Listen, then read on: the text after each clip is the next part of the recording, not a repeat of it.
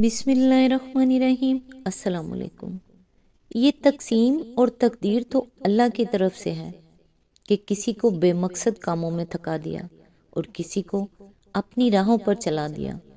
खुश नसीब है वो जिसके शब व रोज़ रज़ाए इलाही के कामों में गुजरे और जिसकी बातों और किरदार से अल्लाह की याद आए और आखरत की फ़िक्र पैदा हो। किसी के दिल को खुश कर दो कि ये हज अकबर के बराबर है। हजार काबों से एक दिल बेहतर है। काबा तो खलीलुल्लाह के हाथों बना है, लेकिन दिल रब्बे जलील की गुजरगाह है। दुनिया को नहीं बल्कि दुनिया बनाने वाले को राज़ी कर लो, कामयाब हो जाओगे। अल्लाह ताला से दुआ है कि वो हम सब को नेकी की हदायत दे और अपने नेक बंदों में शामिल करे। अल्लाह ताला आपको और आपके तमाम अहलो अयाल को अपने हिफ्ज़ व अमान में रखे, आमीन। आज इंशाल्लाह सूरह अल अहज़ाब की आयत नंबर 38 से स्टार्ट करेंगे। इसका तर्जमा और तफसीर तफ़हीमुल कुरान से बयान करूँगी जो अहले सुन्नत जमात के लिए है। औज़ु बिल्लाहि मिनश शैतानिर रजीम, बिस्मिल्लाहिर रहमानिर रहीम। नबी पर किसी ऐसे काम में कोई रुकावट नहीं है जो अल्लाह ने उसके लिए मुकर्रर कर दिया हो। यही अल्लाह की सुन्नत उन सब अंबिया के मामले में रही है जो पहले गुजर चुके हैं, और अल्लाह का हुक्म एक कतई तयशुदा फैसला होता है। इसकी तफसीर है, इन अल्फाज से ये बात साफ जाहिर होती है कि दूसरे मुसलमानों के लिए तो इस तरह का निकाह महज मुबाह है, मगर नबी सल्लल्लाहु अलैहि वसल्लम के लिए ये एक फ़र्ज था जो अल्लाह ने आप पर आयद किया था।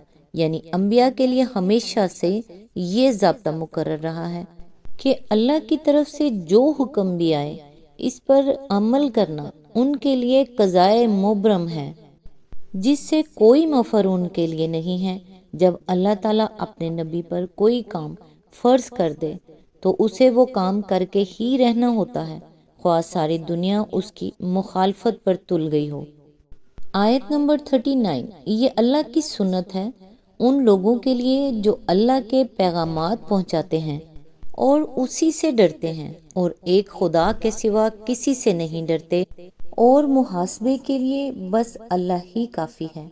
इसकी तफसीर है, असल अल्फाज हैं वक़फ़ा बिल्लाहि हसीबन। इसके दो मायने हैं। एक ये कि हर खौफ और ख़तरे के मुकाबले में अल्लाह काफ़ी है। दूसरे ये कि हिसाब लेने के लिए अल्लाह काफ़ी है, इसके सिवा किसी और की बाज़पुरस से डरने की कोई ज़रूरत नहीं। आयत नंबर 40, लोगों, मोहम्मद तुम्हारे मर्दों में से किसी के बाप नहीं हैं, मगर वो अल्लाह के रसूल और ख़ातमुन नबिय्यीन हैं, और अल्लाह हर चीज़ का इल्म रखने वाला है। इसकी तफसीर है, इस एक फ़िक्रे में उन तमाम एतराज़ात की जड़ काट दी गई है जो मुखालफीन नबी सल्लल्लाहु अलैहि वसल्लम के इस निकाह पर कर रहे थे। इसका अवलीन इतराज़ ये था कि आप सल्लल्लाहु अलैहि वसल्लम ने अपनी बहू से निकाह किया है, हालांकि आप सल्लल्लाहु अलैहि वसल्लम की अपनी शरीयत में भी बेटे की मनकूहा बाप पर हराम है। इसके जवाब में फरमाया गया कि मोहम्मद सल्लल्लाहु अलैहि वसल्लम तुम्हारे मर्दों में से किसी के बाप नहीं हैं, यानी जिस शख्स की मुतल्लिका से निकाह किया गया है वो बेटा था कब कि उसकी मुतल्लिका से निकाह हराम होता। तुम लोग तो खुद जानते हो कि मोहम्मद सल्लल्लाहु अलैहि वसल्लम का सिरे से कोई बेटा है ही नहीं। इनका दूसरा एतराज़ ये था कि अच्छा, अगर मुंह बोला बेटा हकीकी बेटा नहीं है तब भी उसकी छोड़ी हुई औरत से निकाह कर लेना ज़्यादा से ज़्यादा बस जायज़ ही हो सकता था, आखिर इसका करना क्या ज़रूरी था। इसके जवाब में फरमाया गया, मगर वो अल्लाह के रसूल हैं, यानी रसूल होने की हैसियत से उन पर यह फ़र्ज आयद होता था कि जिस हलाल चीज़ को तुम्हारी रस्मों ने ख्वामखा हराम कर रखा है उसके बारे में तमाम तासुबात का खात्मा कर दें और उसकी हिल्लत के मामले में किसी शुबा शक की गुंजाइश बाकी न रहने दें।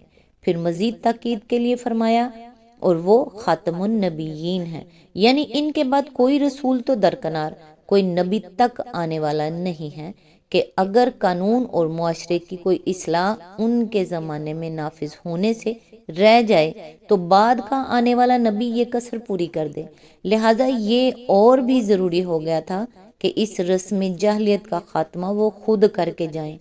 اس کے بعد مزید زور دیتے ہوئے فرمایا گیا کہ اللہ ہر چیز کا علم رکھنے والا ہے، یعنی اللہ کو معلوم ہے کہ اس وقت محمد صلی اللہ علیہ وآلہ وسلم کے ہاتھوں اس رسم جاہلیت کو ختم کرا دینا کیوں ضروری تھا اور ایسا نہ کرنے میں کیا قباحت تھی۔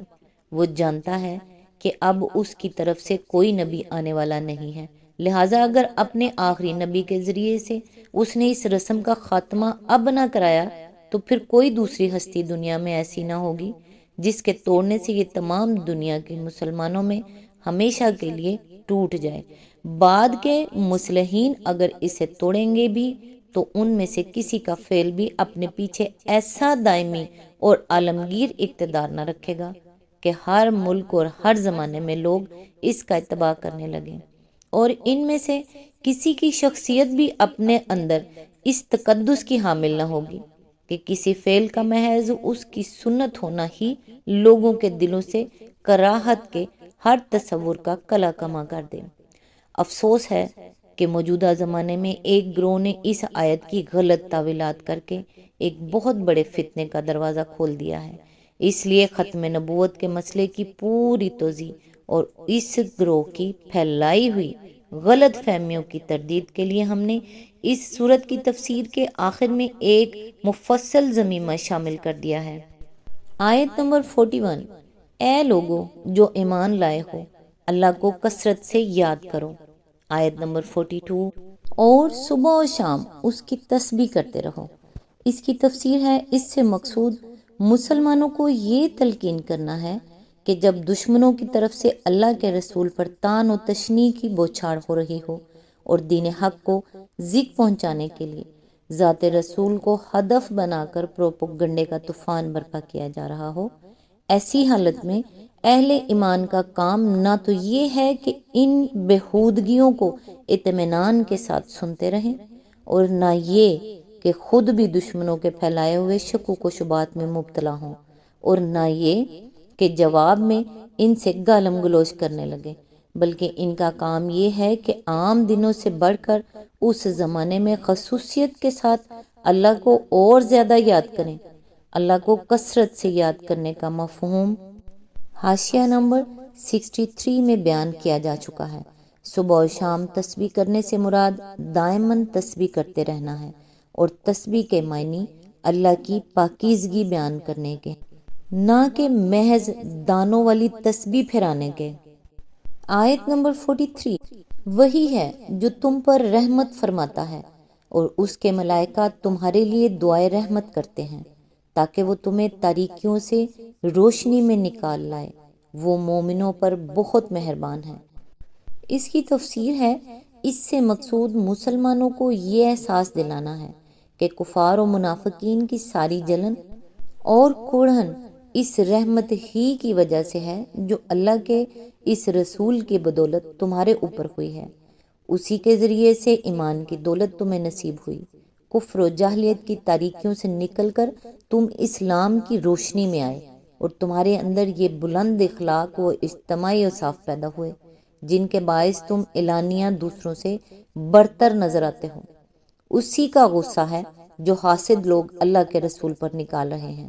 اس حالت میں کوئی ایسا رویہ اختیار نہ کر بیٹھنا جس سے تم خدا کی اس رحمت سے محروم ہو جاؤ۔ صلاۃ کا لفظ جب اعلیٰ کے صلے کے ساتھ اللہ تعالیٰ کی طرف سے بندوں کے حق میں استعمال ہوتا ہے تو اس کے معنی رحمت، مہربانی اور شفقت کے ہوتے ہیں، اور جب ملائکہ کی طرف سے انسانوں کے حق میں استعمال ہوتا ہے تو اس کے معنی دعائے رحمت کے ہوتے ہیں، یعنی ملائکہ انسانوں کے حق میں اللہ تعالیٰ سے دعا کرتے ہیں کہ تو ان پر فضل فرما اور اپنی عنایات سے انہیں سرفراز کر۔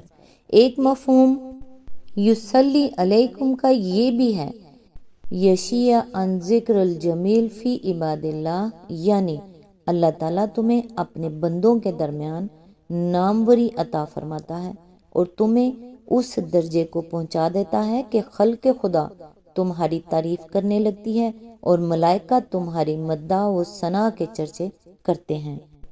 آیت نمبر 44، جس روز وہ اس سے ملیں گے ان کا استقبال سلام سے ہوگا اور ان کے لیے اللہ نے بڑا باعزت اجر فراہم کر رکھا ہے۔ اس کی تفسیر ہے، اصل الفاظ ہیں تحیاتہم یوم یلقونہ سلام، یعنی ان کا تحیہ اس سے ملاقات کے روز سلام ہوگا۔ اس کے تین مطلب ہو سکتے ہیں، ایک یہ کہ اللہ تعالیٰ خود السلام علیکم کے ساتھ ان کا استقبال فرمائے گا، جیسا کہ سورہ یاسین میں کہ سلام قولا من رب رحیم، آیت نمبر 58۔ دوسرے یہ کہ ملائکہ ان کو سلام کریں گے، جیسا سورہ نحل میں ارشاد ہوا ہے، الذین تتوفاہم الملائکۃ طیبین یقولون سلام علیکم ادخلوا الجنۃ بما کنتم تعملون، یعنی جن لوگوں کی روحیں ملائکہ اس حالت میں قبض کریں گے کہ وہ پاکیزہ لوگ تھے، ان سے وہ کہیں گے کہ سلامتی ہو تم پر، داخل ہو جاؤ جنت میں ان نیک اعمال کی بدولت جو تم دنیا میں کرتے تھے، آیت نمبر 32۔ تیسرے یہ کہ وہ خود آپس میں ایک دوسرے کو سلام کریں گے، جیسے سورہ یونس میں فرمایا، دعواہم فیہا سبحانک اللہم وتحیاتہم فیہا سلام وآخر دعواہم ان الحمد للہ رب العالمین، یعنی وہاں ان کی صدا یہ ہوگی کہ خدایا پاک ہے تیری ذات، ان کا تحیہ ہوگا سلام، اور ان کی تان ٹوٹے گی اس بات پر کہ ساری تعریف اللہ رب العالمین ہی کے لیے ہے، آیت نمبر 10۔ آج تک کے لیے بس اتنا ہی، نیکسٹ انشاءاللہ آیت نمبر 45 سے سٹارٹ کریں گے، تب تک کے لیے دعاؤں میں یاد رکھیے گا۔ اللہ حافظ۔